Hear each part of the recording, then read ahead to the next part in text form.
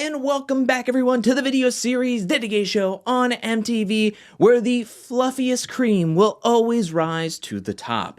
That's right, we're talking about The Challenge Season 41 Vets and New Threats Episode 4. This episode might be the least dramatic episode that we have gotten thus far, where people may describe it as predictable and mild. But I would say that this is the most impactful episode of the season thus far. That what happens in this episode will have ripple effects throughout the entirety of this season, and people's games will have to be changed in order to survive after what happened in this episode. And we're going to get into all of that talk as we go through this review and recap. Let's first start off where last episode left off, which was Nia being medically disqualified from the elimination from the game, and America received +2 performance points, got to rejoin the cast, and everybody got to select new partners. That leaves Gabe as the hangnail, and when everybody comes back to the challenge house, it's pretty much a foregone conclusion that Gabe is going to be the vote to be sent into the elimination. We now go to Olivia's side with the UK Alliance, and even though their plan of making Johnny Bananas the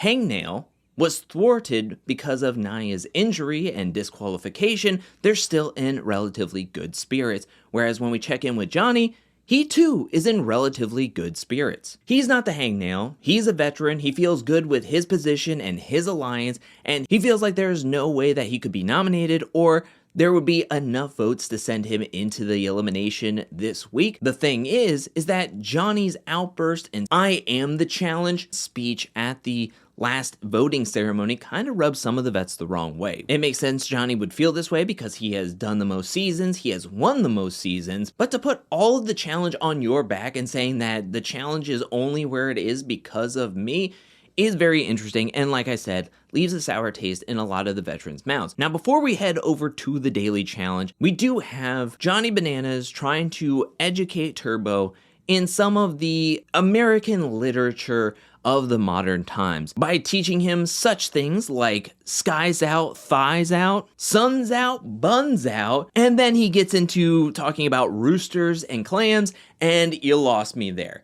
I did find this moment pretty funny. Turbo was genuinely trying to learn and was taking notes from what Johnny was saying, and I really appreciate Turbo on this season because he is a very strong competitor, as well as some of the funniest moments so far on the season has revolved around Turbo, and he is just a really great all-around personality to be on the challenge, and I just really appreciate that he is here. But now it's time for everybody to don their challenge gear, head down to meet up with TJ for this week's daily challenge called Amazed. For this daily challenge, there is a giant maze made of 120 cargo containers. The teams will have to run into this maze, find a sudoku board where you could either find a easy, medium, or hard puzzle. You're gonna have to try to solve that within 45 minutes and then get out of the maze. The pair to complete this the quickest will win safety, win into power. TJ does mention that the tiebreaker of if there are more teams that DQ, that the tiebreaker to find out who came in last will be whoever has the least correct answers on their board when the horn goes. I think that this is really well designed by the production team. Taking 120 cargo containers to make up this maze, to design it, put all of the Sudoku boards, and they're not all the same Sudoku boards, and to spread them out to dissuade cheating is awesome. Now, is it the most exciting to watch teams try to play Sudoku? Not so much. But I love the design, and some of the foot races were actually kind of exciting. Now, with that being said, let's actually get into the heats. In Heat 1, we have Anissa and Will, Derek and Izzy, Leroy and Tay, Ashley and Leo, Olivia and Jeremy, Aviv and Justin, CT and Adrian. Ashley and Leo were abysmal as a team together. Apparently, Leo only learned how to play Sudoku the day prior to doing the daily challenge, and Ashley, who is a puzzle queen, has not brushed up on her Sudoku. It's kind of funny that they had the easy puzzle, but it was anything but easy, as they were just clashing heads, clashing theories, clashing ideas with each other of where everything goes. I thought that they were going to get last place. Not like just in their heat, I mean overall I thought they were going to get last place and Leo was going to have to go up against Gabe. but that was not the case. We find out that Adrian is a Sudoku master. CT and Adrian worked so well with each other. They were able to complete the puzzle and start heading towards the finish line. Olivia and Jeremy, it didn't seem like they were gelling very well. Even though they had a hard puzzle, Olivia and Jeremy finish it close to around the same time as CT and Adrian. It was a foot race between Olivia and Jeremy, CT and Adrian for first place in Heat 1. However, Olivia and Jeremy initially got lost and then was able to find the right way to the exit, but there was too much ground to make up in the final sprint, and CT and Adrian were able to get first place in Heat 1, with Olivia and Jeremy getting second place. Anissa and Will at the beginning of this daily challenge was kind of just meandering around. They had the toughest time finding an open puzzle, but once they did, they actually finished third. They were heading towards the finish line. Tay and Leroy finished right behind them, and they were able to outrun them, surpass them to get third place in Heat 1, and Anissa and Will get fourth place. Izzy and Derek finished fifth in Heat 1. Ashley and Leo actually finished sixth, and last place was Aviv and Justin. Now we move on to Heat 2, which is everyone else. Turbo, Sydney, Bananas, Lekka, Nani, Jake, Derek, D, Kara, Cedric, Michaela, Ben, Theo, and America. Only 3 out of the 4 teams actually completed their puzzle and was able to exit the maze. I just mentioned Anissa and Will were kind of meandering for an open puzzle. Theo and America were terrible. It took them over 10 minutes. That's like a fourth of their time was just running around this maze looking for a puzzle to do. Michaela and Ben worked so well with each other that they were able to split the puzzle kind of in half, where Ben took some numbers, worked on one side, where Michaela took some numbers and worked on the other side, and then they would check in on each other to reason why they want to put the number where they wanted to. And once they both agreed and could see it, they said, cool, let's move on. They destroyed this puzzle. They took off. It was not even close. They get first place in Heat 2. Turbo and Sydney also do a really great job, and they finish second. Derek and Dee finished in third place, and everyone else failed. Nani and Jake get a hard puzzle, and neither one of them seem to be very familiar with Sudoku. Nani even mentions that Casey tried to teach her Sudoku, and unfortunately for Nani, whatever Casey was trying to teach her did not stick. Theo and America were awful, as I mentioned. Cara and Cedric had an easy puzzle, but they were kind of lost as well. And finally, Bananas and Lekka had the worst luck. As stated in the rules, they had 45 minutes to complete this. They had a medium puzzle, and unfortunately for them, they were finding out that they were putting numbers in all the wrong places. They were getting flipped upside down, and they didn't know what was correct and what wasn't at a certain point. They lost track of time in how long they were doing this puzzle and in this maze, that they decided to rip off all the numbers with 5 minutes left to go. They just decided to do a hard reset. The horn goes, and easily this could have been Nani and Jake, where Jake would get last place going directly into the elimination because they had so little numbers on their board. Not saying that the other pairs that also disqualified would have had more correct answers, but they had a lot more numbers on the board to where I feel like in the most likelihood they would have been safe, and Nani and Jake could have been in trouble. But because of the hard reset, and it's hard to keep time, you're doing a challenge, you're doing a task, your mind is elsewhere, it's hot, I completely understand the line of reasoning of why Bananas and Lekka would do that. It's just so unfortunate how that all transpired. And Bananas knew, right when the horn blew, that he came in last place and he's going to be sent directly into the elimination. The results come down to either CT and Adrian win, or Michaela and Ben, and Ben and Michaela win into power and win into safety. Unfortunately, we do not know who came in second, third, fourth, or fifth. And because of the selection process at the end, and Sydney and Turbo were chosen pretty early on, that we don't know if they got third place or fourth place. We don't know if Derek and Dee, Leo and Ashley came in 8th or 9th. It's pretty much all over the place. That's a thorn in my side challenge. With the news that Johnny Bananas came in last place, Olivia and the UK Alliance were very thrilled. They were first reveling at the daily challenge once TJ made that announcement, and then going to the bar scene they're having the best of times, cheersing and just excited that Bananas is going to go into the elimination, and they're willing to throw in Gabe. Now, last episode, Michaela was talking to a lot of the rookie men, in particular, about using your heads and playing to win. And now that Michaela is in power, she wants to make a move. She wants to make a big move. Michaela, we know, is not working with the UK Alliance. It sounds like she wants to nominate a vet. More importantly, she may want to nominate Theo. During the night, we even hear Aviv saying that Olivia and Theo are shaking in their boots because they feel like Michaela could make a move and nominate Theo. I feel that was wishful thinking because in all of the scenes at the bar, it did not seem like Olivia and Theo were concerned whatsoever. But we move back over to Michaela and Ben, and Michaela wants to make a big move, but she needs to know that she has the votes if she were to take the opportunity at a possible vet. So they hold some meetings with like Cedric, Lekka, and Gabe, trying to gauge where their heads are at and would they be on board. And unfortunately, no one seems to be on board, not even Leo, who stood up in front of everybody at the voting ceremony last episode saying that we need to like step up against the vets and take control in this game. Yet, it just seems like everybody is good with the status quo of just voting in Gabe. And we even hear from Michaela that Gabe is kind of like falling on his sword. He is telling people and volunteering that he wants to go into the elimination, that he wants to compete, show everybody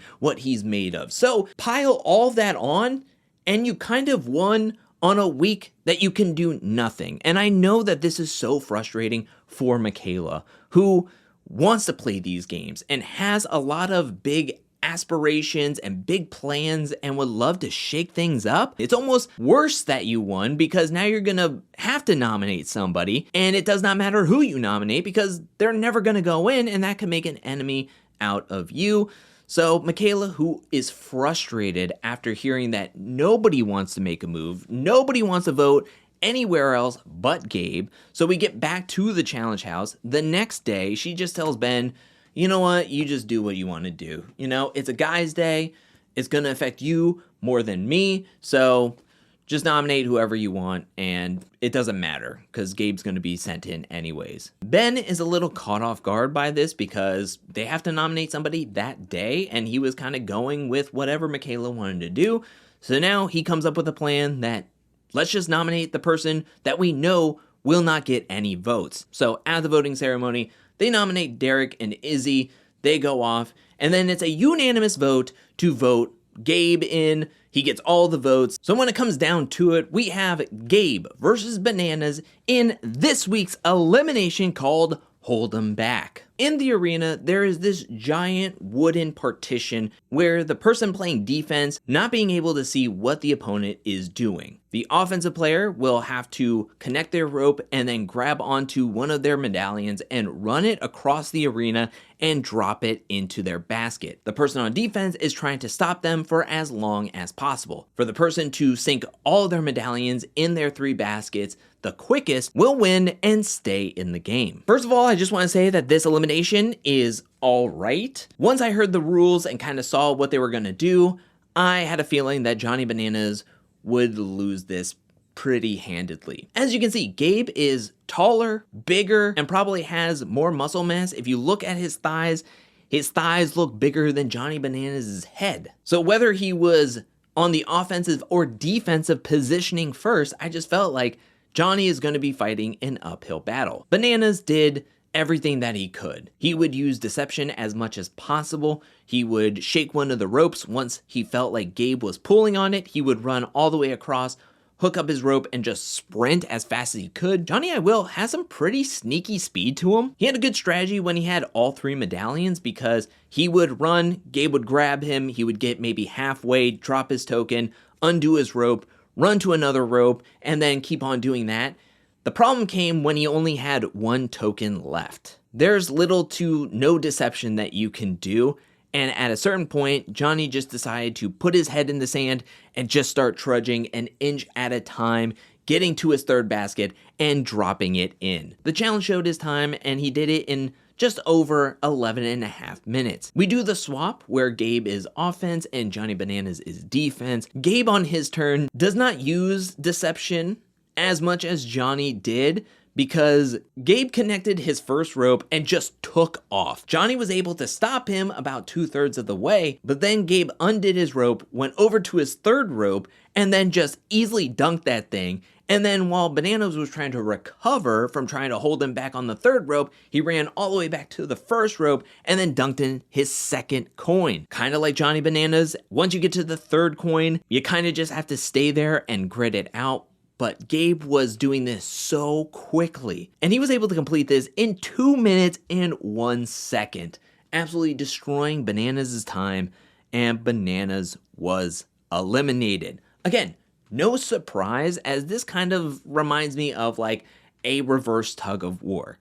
When you are the bigger, heavier person, you're going to win 9 out of 10 times. This isn't exactly a reverse tug of war, but it's really close to one. And just seeing the difference in height, weight, and muscle, I just kind of had a feeling that Gabe was going to win this. I just didn't know it was going to be as easy as it was, or as quickly as it was compared to Bananas' time. Bananas was eliminated. Now with Bananas gone, this is a huge point over to Olivia's side of the house. Now, Olivia has lost alliance members. Yes, Rogan and Naya are gone. But Bananas was the nucleus over on the other side. And now that he's eliminated, what does this mean for the other side of the house? Will they just decide to create other factions in the house, or will they try to just rally the troops and gather? Gabe gets to rejoin the cast, and now we get to do a selection process yet again. Ben picks Olivia. Michaela picks Jake. CT picks Sydney, or I should say Sydney picks herself for CT, because CT took 3 seconds to like look over, see who he's not been partnered with, and Sydney just walks over and CT's just like, yeah, sure, we can do that.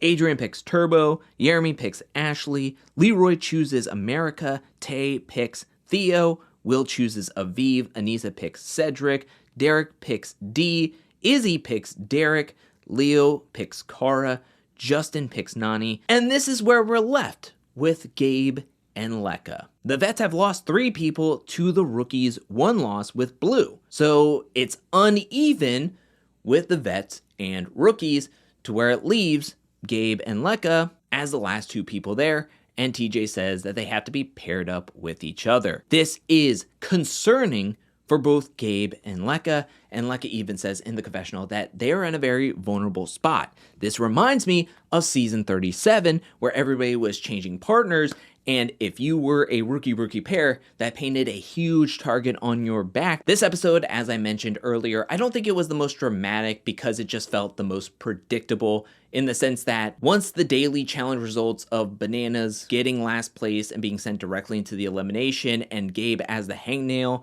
we kind of could figure by 20 to 30 minutes into this episode what the elimination matchup was going to be. There was not much pushback, there was not much strategizing or scheming on anybody's part. There wasn't a whole lot to chew on in this episode. The elimination I felt was fine. I don't like these eliminations where it feels like the weight and the height of a player has a major difference between the competition, and I just felt like this was very much kind of like a hall brawl, a reverse tug of war, where the bigger person was always going to win. So I would have liked a little bit more of an equalizer for the elimination. And as I said with the daily challenge, amazed. I like the design. I liked some of the foot races at the end. At the end of the day, it's just people doing sudoku and then running out of a maze. It wasn't the most thrilling. It got the job done, but I do believe that what happened in this episode will have rippling effects and greatly changes the dynamics of this season and people's games. What will happen with Olivia and the UK alliance? Will other rivalries, other feuds start to sprout up? I'm very much looking forward to seeing what will happen because of this episode and the results of this episode, as well as what happens with Lekka and Gabe in the upcoming episode. It's going to be a lot going on, but I'm excited to see what's going to happen. Even though this episode wasn't the most thrilling, I think it sprouts up different branches and different lines of thoughts and theories that I'm looking forward to seeing what transpires over the next coming weeks. But that is it for this week's episode. What did you think about this episode? Let me know in the comment section below. What did you think about the daily challenge? What did you think about the elimination? What do you think about Bananas undoing his board with 5 minutes left? As well as what do you think will happen with Bananas Alliance members after this episode? What do you think is going to happen? What do you think they have to do to survive, to keep trudging through this game? Do you think that they are just going to be nominated over and over and over again? Do you think they'll be able to carve out a place for themselves and a new alliance for themselves? Let me know anything and everything down in the comment section below. I want to hear what you have to say. But now I want to give a special shout out, thank you to everyone who supports me over at patreon.com/angelcakevids. Thank you for your support. Thank you for your generosity. Thank you, thank you, thank you. And thank you to everyone who's watching this video up to this point. I'll be back really, really soon with more Challenge 41 content, more challenge content, more content in general. But until then, peace.